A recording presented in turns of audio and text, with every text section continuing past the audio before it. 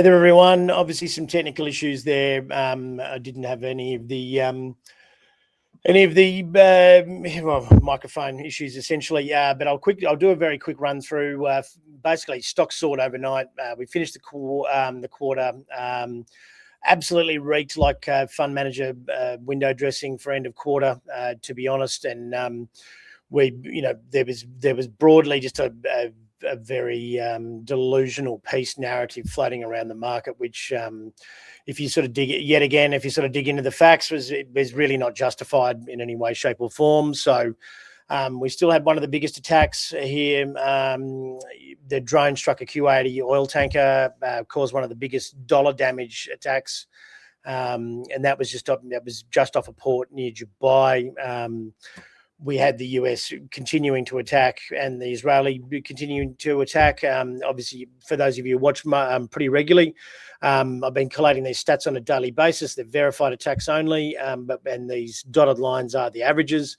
We are maintaining above average attacks at this point, and the averages are increasing overall as time goes on because, as you can see, we've definitely escalated in the last week.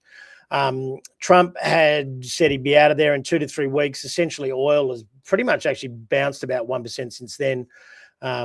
What he's actually done and the dribble that's coming out of his mouth and what he's said are two very different things. He's sending another super tanker to the Middle East. He's deployed nearly 5,000 to 10,000 troops to the Middle East over the last week. Attacks have increased, and Iran is desperate and begging to make a deal. They haven't spoken to him. So I think the market is finally at that point where they're just not listening anymore. And, we will just see. I don't think he's in the driver's seat with this anymore.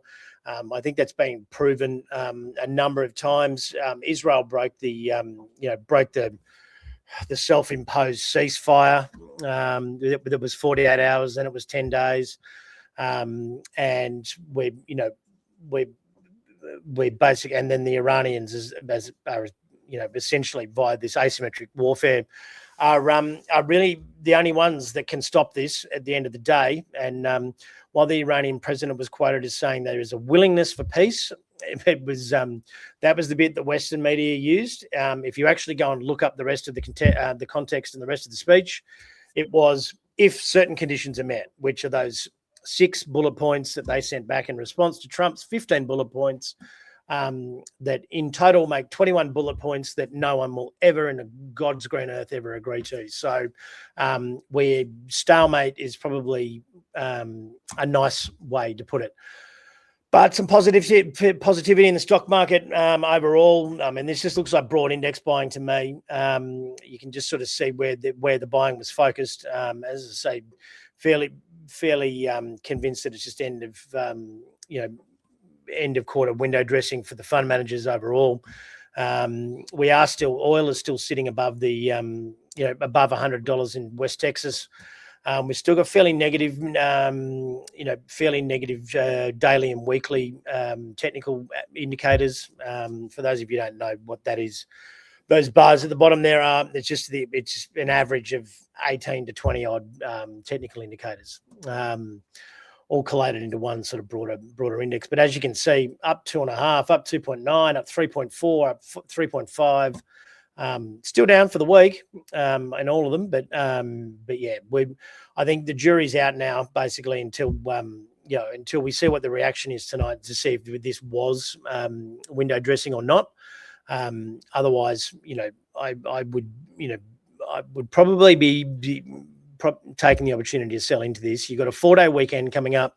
You've got payrolls being released when the market's shut on Friday, which could just be a whole other can of worms of weak US economy on top of the fact that, on top of inflation and yada, yada, yada. So I think if you were freaking out yesterday or the day before and you wished you'd sold, for the love of God, don't be buying today. Be looking to, execute that plan and maybe take some risk off the table and just reassess when we come back from the Easter weekend is probably the smartest idea. As you can see, gold and silver, copper, platinum, all up. Uranium had a really big bounce back today.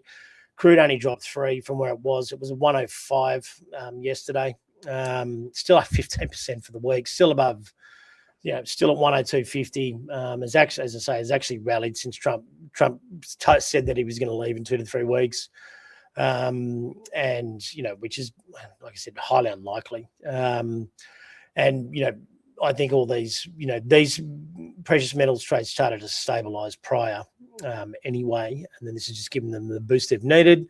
SPY, we were assuming we'll be up 1 to 2%. We had a pretty good day yesterday as well. If you'd like a portfolio review, and now's a really good time to do it, obviously, because we're getting a bit of a bounce, and you're not going to be, if you need to rejig anything, you're not going to have to make any major decisions or have any hesitancy. Just scan that QR code there. Prism is our new portfolio guardian. It gives you clarity over your portfolio, alignment around what we believe are our the high conviction themes of the next couple of years. And then, we have a chat generally, and then we can deliver the strategy. But this is software we built like Mosaic from the ground up, and we're, and you can, essentially take advantage of this today. There's no catch, because it's, because the initial part's automated. It's not, it's not a big deal. You can sort of get a look at sort of how we work overall, and Mosaic as well. You can get stock recommendations, US, ASX, short-term and long-term, high conviction, free research, podcasts, education, news, all in one place. Have a look at Mosaic today. Have a good day, people. Make sure you don't get lost in the noise and lost in the euphoria here.